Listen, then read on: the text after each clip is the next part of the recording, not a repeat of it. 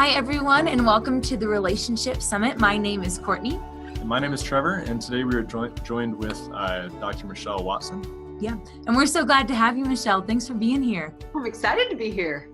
And for those of you who may not know Michelle, I'm going to read a little short bio for her. So she's a national speaker, author, and professional counselor of 21 years. She's the founder of the ABBA Project, a ministry to dads with daughters in their teens and 20s. She writes guest articles for journals and magazines, as well as her own bi-monthly Dad-Daughter Friday blog. In 2014, she released her first book titled, Dad, Here's What I Really Need From You, a guide for connecting with your daughter's heart. And she also hosts a weekly radio program in her hometown of Portland, Oregon, called The Dad Whisperer. So if you're not guessing it by now, we're going to be talking a lot about dads and their daughters, but we're first, Michelle, going to start off with the question we've been asking everyone. What key role do relationships play in raising the next generation? Well, to state the obvious and probably confirm what every other guest you've had has said is that relationships are key to life. They're key to living, right? And it's birthed in the Trinity, who we see three people, Father, Son, and Spirit, that started out in Genesis 1 saying it's an us, it's a we. So community and relationship is what started, right? The earth, us, everything that we have. So obviously relationships are birthed in the heart of the Father, Son, and the Spirit, and they're vital for life. I love that. Yeah, that's really great. So at one point in a lot of daughters' growing up experience, they were kind of considered the daddy's girl, right? Right. But as time goes on, this relationship changes, it becomes more distant. So what's going on here? And, from your experience, what can be done to prevent this shift and this kind of disintegration? Yeah, you're so right that daddy's girl thing. I mean, if you talk to a dad with a 5-year-old, 6-year-old, 7-year-old, they're like, she comes home and throws her arms around my neck and I mush. And like, she could ask for the world and I would give it to her. And then most dads are like, something goes really wonky around 11, 12. And then dads, honestly, I say on their underbelly, they're hurt. They're like, why is she pulling away? I'm not doing anything different. And so then oftentimes dads will say, you know what? I would rather do nothing than do it wrong. So dads say, you know what, I'm going to step back. Mom, here you go in. You're a girl. You deal with her. And I'm saying, no, dads, because doing nothing is doing it wrong. But I know you want to do it right? But so many men are smart enough to say, you know what, I'm making it worse. I'm just going to back off. But the research confirms that daughters who feel connected to their dads, there's the key word, feel connected, do better in every area of their life. They're more likely to finish high school and attend college and get better grades. There's less suicide attempts. There's less drug and alcohol use. There's more pro-social empathy. There's delayed sexual activity. Okay, come on, dads, you're all in for that one. But on and on I could go, that your daughters do better when there's a feeling of connection. So imagine what that must be like for a girl when she hits 12 or 13. Because they've talked to me and told me this. I don't know why my dad pulled away. Sometimes it's because she starts developing. And I've had dads say, I don't want to touch her in the wrong place. So you kind of pull back and go, Mom, I think you'd be okay with that. Dads, you got to hear me. You can't pull away. You can't pull back. You can't do nothing because your daughter needs you. So you ask, like, how do we kind of proactively counter that dynamic that happens, right? Where girls, they get more verbal and more emotional. Those are usually the two things that have a dad pull back. Like, I can't handle all the emotion. And oh my goodness, the words, the amount of words. And so dads, I know you got to pace, but just know that you give your daughter a powerful gift when you listen to her words and that you ride that train a little bit with her up and down. Maybe roller coaster is more accurate than train, but really just saying you got to take breaks, got to take breaths, but come back to her because she needs your male energy and your presence. Yeah. And I think that's a really great point. And I like that you kind of highlighted what the dads were experiencing. Like when they're pulling back, it's not because they don't want the relationship, but they like value it so much that they don't want to hurt it. Exactly. But it's important to call out that like, okay, well, that's actually not helpful. That is actually hurting. And you kind of highlighted this reality of daughters feeling like they're connected to their dad. So what's the difference? Is there a difference between them actually being connected or daughters feeling like they're connected with their dad? Well, there was a study done in 2004 by a national organization where they asked dads, where would you rate your relationship with your daughter? How close do you feel? And 75% of the dads said, I have an excellent relationship or a good relationship with my daughter in terms of how close, we feel. About the same time, another organization called Dads and Daughters, a nonprofit, ran a similar study asking the daughters, how close do you feel? And 75% of the girls said, I don't feel close. And I would say it's unsatisfactory. So it's not about right, wrong, or good, bad, like who's defining close, right, or accurately. It's just important for dads to know you can ask your daughter that question. On a scale of 0 to 10, how close do you think we are or feel we are? See, thinking, feeling. How close do you feel we are right now? Because that's the key. I love that you picked up on that, Courtney. It's that daughters feel connected to their dad, right? It's a feeling word. So dad, if you ask your daughter on a 0 to 10 scale, how close do you feel we are right now? Let's say that she says 6. And then you say, how close would you like us to be right now? Okay, maybe she would say 9. And then you say, what would help us get there from your point of view? So asking the questions of your daughter, it actually makes you an expert on her. I like that. It kind of seems simple. Almost you feel like you shouldn't ask that because as a dad, maybe you feel like you should just be able to do that. But giving that allowance and that freedom of you can just ask. Yeah, I guess that's a thought that I was having. Like, do dads have to do girly things in order to connect with their daughter? Like, are they going to need like their daughters to, I remember like putting makeup on my dad. Like, is he going to have to go to a Taylor Swift concert with me? Like, what does that look like? Well, like you just pointed out, what did that mean to you? Let me ask you, Courtney, what did that mean to you? And what does it mean to you now? Looking back and knowing your dad went to a Taylor Swift concert with you. Yeah, I guess that's true. Knowing that that's not something that he would ever choose, whether the makeup or Taylor Swift, knowing that he went out of his way to do something with me just because he cares about me, that like made me feel very validated and valuable. Exactly. Would you say it was a forever deposit into your life? Oh, yeah. Yeah, it's like those little things here and there along the way. The times that he rode the emotional roller coasters, because he did. And he was just there the whole time. And I was a mess. But, yeah. But who of us hasn't been a mess? I mean, look, here you and I are now as women that use our voices to make an impact in the world. Well, these voices have been honed over time. A lot of times it was expressing big outbursts. I'm the same as you. My poor dad. I'm the oldest of 4 girls, and we seem to have girl dogs and cats. My dad was always outnumbered. A lot of estrogen in our home. But I love that you're asking about girly things because I've had so many daughters tell me that when my dad enters my world, I just feel closer to him. So it's back to that thing like you just highlighted. I think your story is the best example of that, is that when a dad invests his time, money, and energy in something he wouldn't normally do, I'm telling you, this is a forever deposit right into a daughter's life. I'll give you even an example with my dad.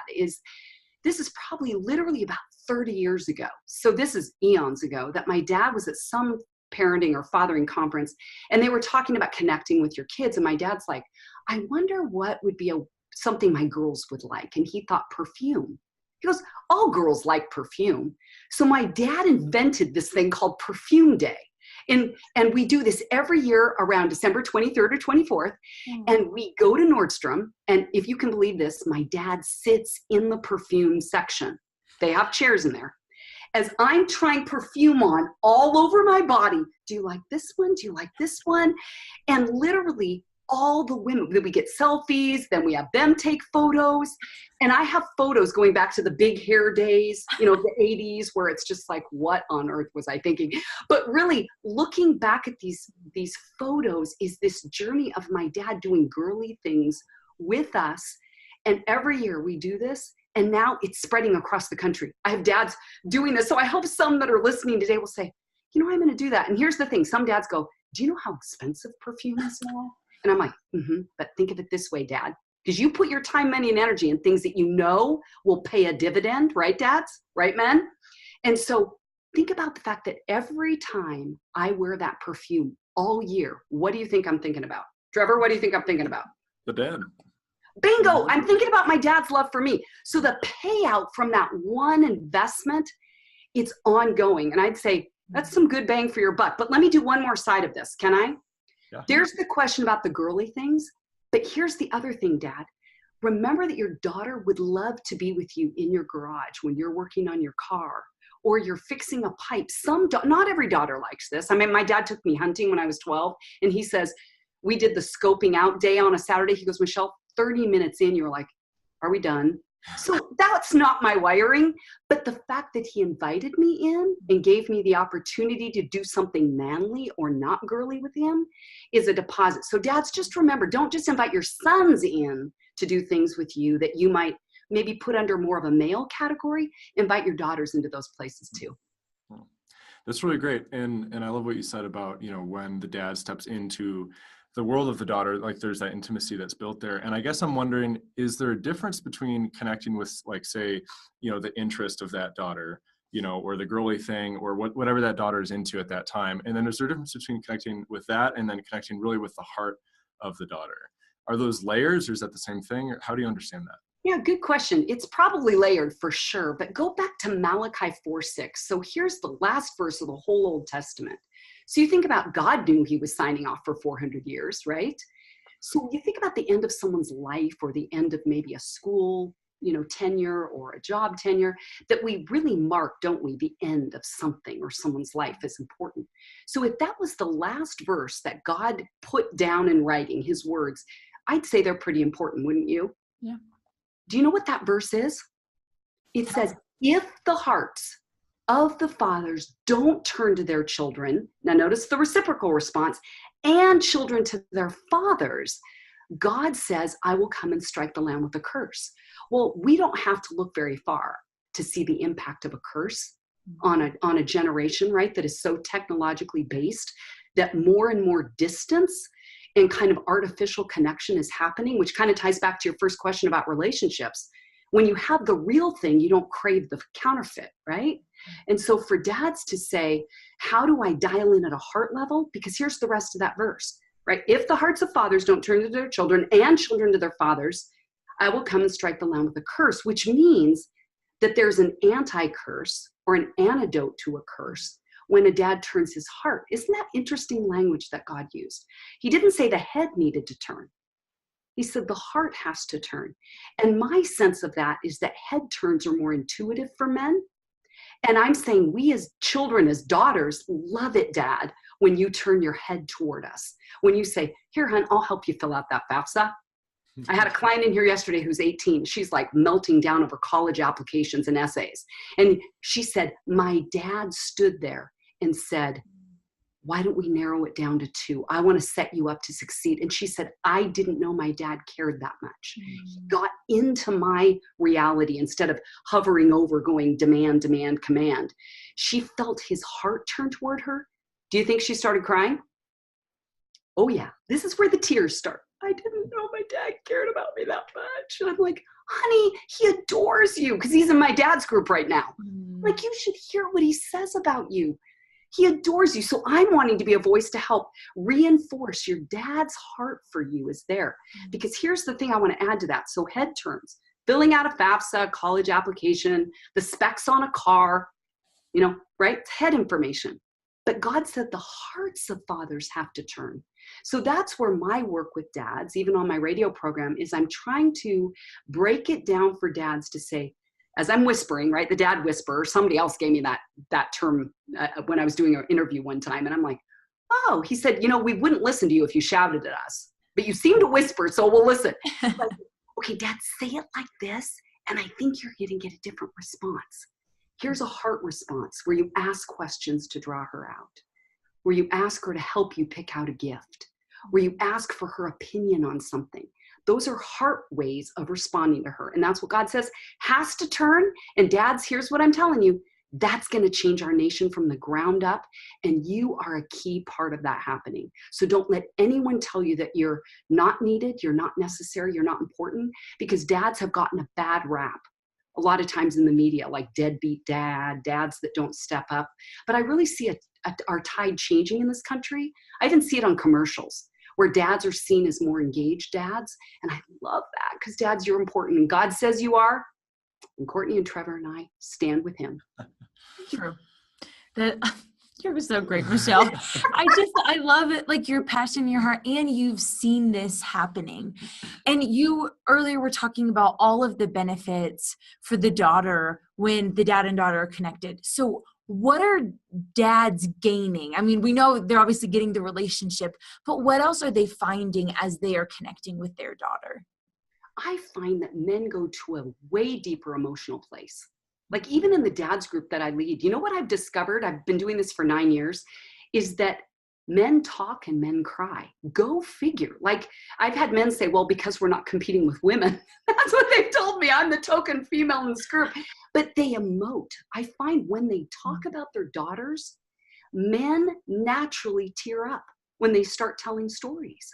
I even was at a fathering conference a couple weeks ago, and I had a national fathering leader start crying when he started talking about his wife's dad. He started crying, and I said, wow, what are those tears saying? That's a great question, by the way, dads. When your daughter starts crying, ask her what her tears are saying, right? Because they're always saying something. So I asked him that, and he said, my father-in-law raised 4 daughters. This is with him crying. He said, I am now bearing the benefits, reaping the benefits with my wife of a healthy woman that my father-in-law raised. I'm saying, dads, when you go to that heart place and you invest, because here's what he said. My father-in-law calls me every Christmas and asks if he can take my wife out to lunch. And he's been doing it since she was a little girl. Okay, look, we're all grabbing our hearts. Dads that are watching this and seeing, you see what I'm saying? Courtney and I reach for our hearts. You're getting a cue off of us as bigger girls, right? Your little younger girls you can learn from us like, well, oh, did you see that? When you go to a heart place, this is what your daughter's going to do. Oh, Dad, that's how you know it's a win. You read her body language. Yes. Yeah. Wow. That's great. That's another thing that I was kind of thinking about. So how do dads know that they have made it? And I don't want to make it like something necessarily to achieve and that you never have to try again. But like when they have connected with their daughter, what's that going to be like? I mean, you mentioned you'll see it in the body language, definitely. But what are some other ways that can look? Well, again, practically speaking, I think about a dad that I just saw this week who's been in the ABBA project a couple years ago, which is just a 9-month forum where I meet once a month with dads here at my home counseling office, and they become a band of brothers, a tribe, and they call me their token female, where I'm helping them decode their daughters over the course of the month. And in my book, which, little prop, shameless plug, is I have a lot of this in here, where in the back of the book I have dad-daughter dates, because I'm wanting to set men up to succeed. I'm like, here, say it like this, and I think you're going to open up a different conversation. So one of the things to remember, Dad, is that we as girls figure things out by talking. Even introverted girls, they're going to talk to their friends or they're going to write in their journal. They're still going to have some way that they're processing outside of their head or where we loop inside our heads. And so for dads to say, okay, when I get close to my daughter and I can ask her questions about how she's doing, she'll give me feedback. You have to get close enough to hear her hurt, if sometimes it's from you, and to hear her heart, because she will talk to you. That's one way to gauge it. Does my daughter talk to me? Because back to the dad who was right here in my counseling office recently, even this week, talked with him. He said, I kind of have not been doing my dates with my daughter. She's in her 20s since the ABBA project ended. Do you think I could tell the difference in the daughter? Because I was getting the tears. My dad and I aren't close anymore. I loved it when we were having once a month dates. See, daughters will talk if dads get close enough to ask. Like, do you feel we're close enough right now? Am I spending enough time with you? Do you need more time with me? Do you need more of me? How can I better meet your need? And so here's what's so cool, you guys, is this dad has started coming every other week with his daughter as she's starting a new dating relationship. Just this week, she said, well, because my dad knows more of the details, now when I call home, I'm asking to talk to him and not my mom. Come on now. Those are practical ways, Dad, that you're like, okay, That doesn't take a rocket scientist to figure out, because dads mush on that. They're like, oh my goodness, she wants to talk to me and not mom. And truth be told, dad, some of you are like, I got game. Like, she wants me and not mom. So it's boosting men's competence when they have tools in their hands of what to say, what to ask, and then it builds their confidence. And I love watching men become more confident in their fathering skills. That's my all-in passion. I'm telling you, till my dying breath, I'm all in the fathering lane. So there you go. Yeah, that's really great. Yeah, and you mentioned, I think, that dad not knowing how to handle that situation. I guess, what would you say to dads who either might not, feel competent or equipped, or maybe there's just been so much distance that they don't know how to recover? Like, what would you say to those dads? And then what would you say to dads who, they're just too busy to do all this and make time for that, and it's mom's job or whatever? Yeah, well, a way that I language it is that, dads, if you've bombed out the bridge to her heart, you've got to rebuild it, right? So kind of a masculine metaphor. How do you rebuild a bridge? Well, you do one board at a time, one nail at a time, systematically. And so you have to wait. If you've hurt her heart, right, you can't force your way in. But even last night, I had a dad write me this one-liner. He's like, I haven't talked to my daughter for 3 days. I'm so angry with her, which just in a way cracked me up, because through my website, he wrote me, just drmichellewatson.com. He didn't say, can you help me? What can I do? But it was implied, right? So I wrote back and said, yep, it's up to you. You've got to take the initiation. You're the dad. You've got to take the lead. But I said, why don't you text her? Why don't you write her a note and put it under her door? And he's like, done, I'll do it. I said, write me back and tell me how it goes. He writes back. In fact, I forget how he said it. I wrote it down today. Oh, here's what he wrote on his note.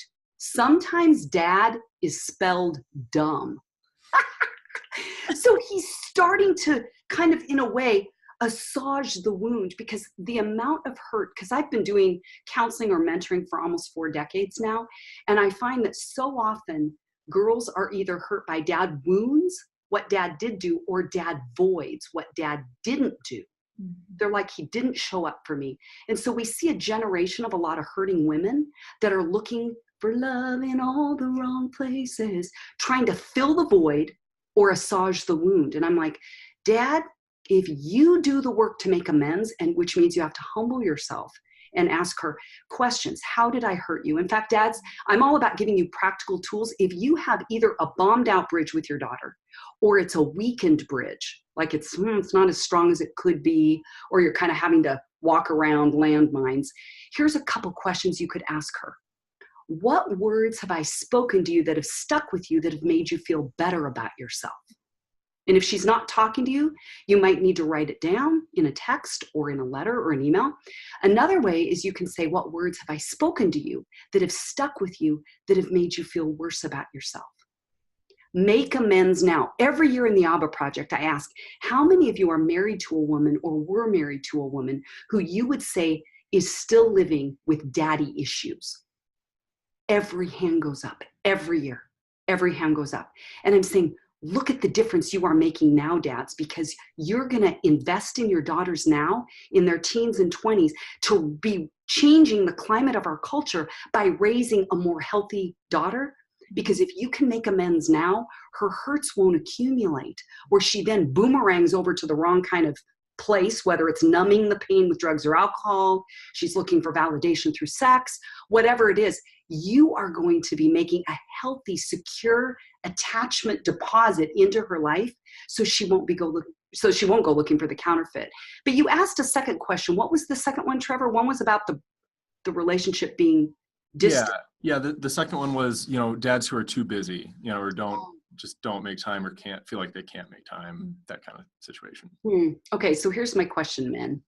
If I was to offer you $1 million, I'm like, okay, here, I got a challenge for you. I got this gift. It's a grant that I can give $1 million to any dad who hits it out of the ballpark for the next month with his daughter. In fact, we're going to have a contest.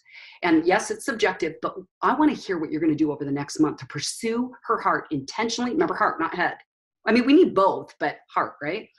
Is intentionally and consistently pursue your daughter's heart for the next month. There's going to be a contest for $1 million to see who can do it the best, which means time, money, energy, right?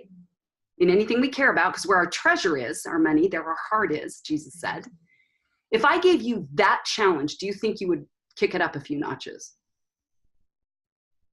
I mean, Trevor, you're representing the Martian side of things today. What would you say? Yes, I'd say yes to that. I'd accept that challenge. No brainer, right? Because there would be a benefit. There would be something motivating you. And I'm saying, dads, what is it that you need to motivate you to pursue her heart? Because again, like this dad that wrote me last night, when you guys feel kicked down, you get hurt. That's what I told this dad. I know you're angry, but there's probably hurt or sadness under that, because mad and sad are oftentimes two sides of the same coin. And saying, okay, if you can get in touch with where you're hurt, go tell her why you're sad. Go tell her why you're hurt by her, rather than just, I'm sick of your attitude, and if you don't stop it, you might as well move out. I know that's what you want to say, but what if you said more vulnerably, underbelly, my heart is breaking when I see some of the choices you're making. And when I see the attitude that you have, sometimes I'm at a loss of knowing how to parent you. You just let it sit. See how you're leading with vulnerability instead of anger. See the difference? Now that takes a lot of work for men to do, but it's doable, because I've had over 100 men do my ABBA project, and it's now even some places in the nation. Men are changing, they're softening. That's the thing. Look at Jesus. Meekness is strength under control, right? It's a gentle strength. And I'm saying, when men are gentle in their approach to their daughters, every time we open up, we seem complicated, but we really aren't. Just come with softness. You're golden. Wow. Yeah. Thanks for just all of the practical questions and advice that you're giving dads. I know that this is something that's going to be really just helpful to grab onto. Are there any other resources that you would recommend? I mean, you've recommended your book. We talked about your podcast a little bit, your website. What else would you recommend? Well, how about if I just give a couple practical tools for every dad listening? Here's a couple tools for your fathering toolbox that will work with sons too. In fact, moms, you can do this too. But this is golden for men. And in my book, I have 15 tools for your fathering toolbox. Would that be good if I gave a couple of those just right now? Practical? No, yeah, please do. Okay, because every man says, tell me how to fix it. I'm like, I will help you do that. Okay, I'm going to be your new best friend, men, on this one, because it's a 2-word tool. I know, you didn't think I had it in me. 2 words. Yep, I know I'm verbose, right? I'm getting a lot in a little amount of time. 2 words. I'm wondering. There's your tool. I'm wondering. Now you might say, okay, I'm lost. Why is that a big tool or a big deal? Okay, you put the words I'm wondering in front of a question, it totally changes it. Let me tell you about Andy. He was in my group, the ABBA Project, and he came one year, 4 sons and a 17-year-old daughter, Megan, and he was bombing out with her. Last year of high school, she's skipping school. He said she either puts a wall up or the pricklies come out, one or the other. He said, it's awful. So he's like, what do you got for me, Doc? I said, well, put 2 words, I'm wondering, in front of the question that you're asking her. Because he said, I always go, why didn't you go to school today? And she says nothing. Apparently, she's not going to talk to me. So I said, why don't you try putting I'm wondering in front of that? So he goes home and he says, hey, Megan, I'm wondering, why didn't you go to school today? Same question. He just put I'm wondering in front of it. She goes, oh, well, we had an early release today. And he was like, what just happened here? What was that? I'm like, your tone changed. Mm-hmm. She heard it as an actual curiosity question rather than an attack. That's why she responded different. And he was like, like, you wouldn't believe the change in their relationship right now. Like, she's gone on, she went into the military and had dad, who was a firefighter, hand her flag folded up at the end for her finishing. I mean, she now has a couple children. Dad is involved in her life, but that was a turnaround point for him. I would say his entire relationship with her really hinged on those 2 questions. I'm wondering. You want one more? Do we have time for one more? Yeah, no. Give us one more. Okay, here's one more.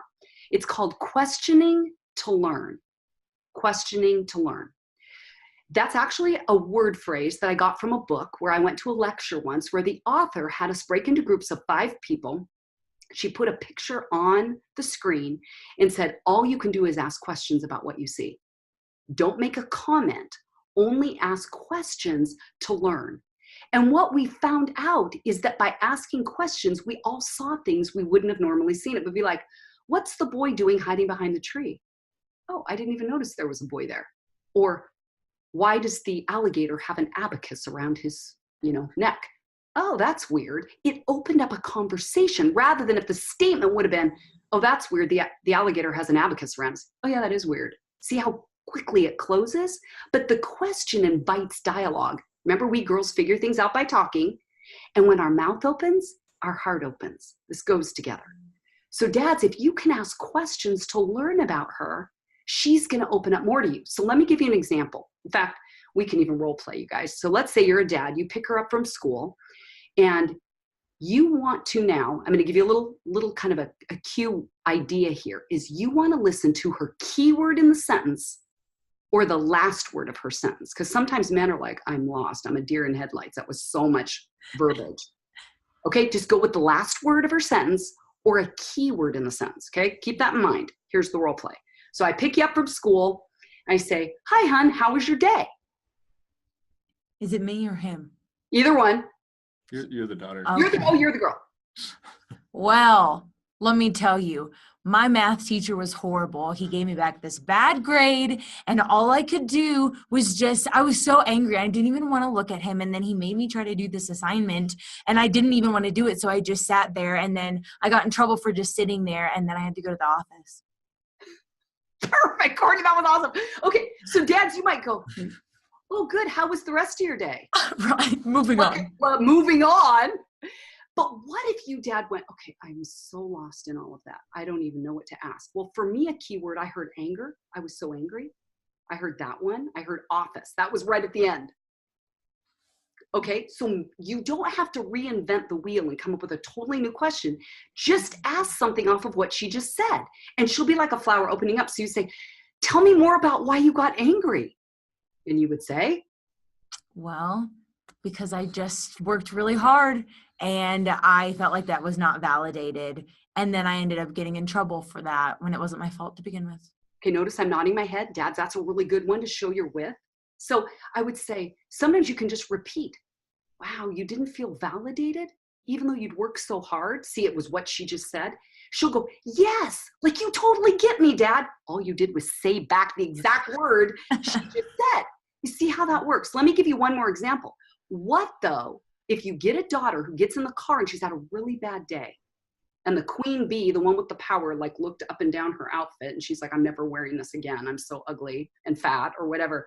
And so she gets in the car and you go, hi, hon, how was your day? And she says, fine. You're like, well, she doesn't want to talk. Dads, we just want you to work at it. Work for it. So when she says fine and you're using the question to learn tool, all you have to say is, what about your day was fine? That's actually an easy one because she only gave you one word.